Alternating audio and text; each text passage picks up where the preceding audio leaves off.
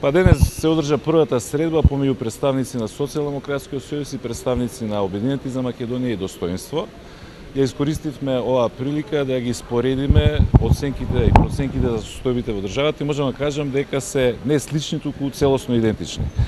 Дека Македонија се наоѓа во катастрофална состојба, за жал работите одат од лошо кон полошо, на економски, на социјален план, на планот на меѓуетничките односи, на планот на евроатлантските интеграции и она што е можеби најбитно. Во делот на демократијата Македонија цело време се уназадува. Македонија е држава на политички затвореници, држава каде што нема слобода на медиумите, партизирана администрација, политизирано судство. Сето тоа налага опозицијата да ги испита сите можности за меѓусебна соработка, а се со цел прво да се направи притисок на власта да ги коригира своите политики, ако таа не е подготвена, тоа да се менува власта. Бидејќи ова беше прво среќавање, во наредниот период ќе ги интензивираме контактите и средбите, дали тоа на крајот ќе резултира и со формална предизборна коалиција, ќе покаже времето, во основа јас сум оптимист.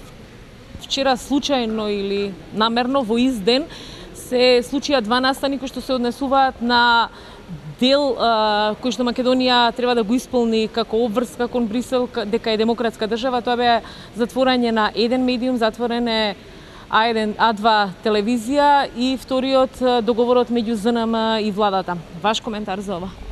Прво да немаме никакви илузии дека нешто се случило случајно.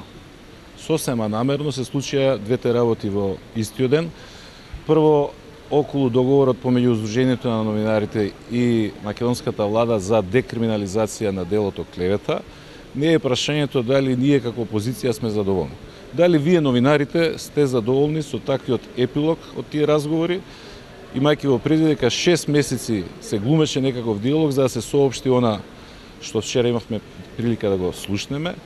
Јас сакам само да потсетам дека декриминализацијата на клеветата е само првиот и многу мал чекор од се она што треба да се направи за да можеме да говориме дека се постигнал напредок во делот на слободата на медиумите.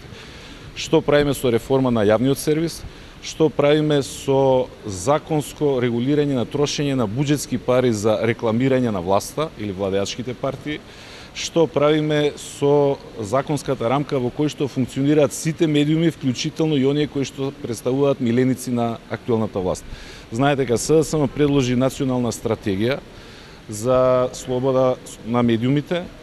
За жал таа не беше прифатена. Ние остануваме на тие програмски определби и ќе продолжиме да функционираме во наредниот период.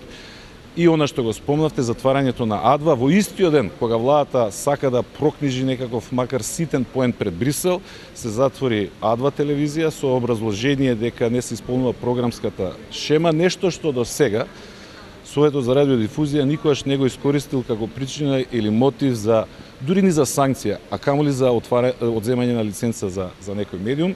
И одма се разбереме, тоа не беше одлука на Советот за радиодифузија, тоа беше директно одлука на Никола Груевски, кој што ама апсолутно нема намера да се подобрат состојбите во делот на медиумите и слободата на изразувањето на граѓаните, што е уште една потврда дека се работи за една недемократска власт, власт која што ги злоупотребува сите можности и лостови што стојат на располагање за пресметка со своите неистомисленици или оние кои што ќе се осмелат да ја критикуваат низнената работа. Господин Здравиковски, ги немате заокружено се уште разговорите со 4 вонпарламентарни опозицијски партии, во станува уште средба нели со ВМРО народна, но може ли после денешните разговорите да кажете дека сте чекор поблиску до соработка, односно до обединување на се што е критички настроено во политичката мисла против власта, збориме за политичка организирана сила?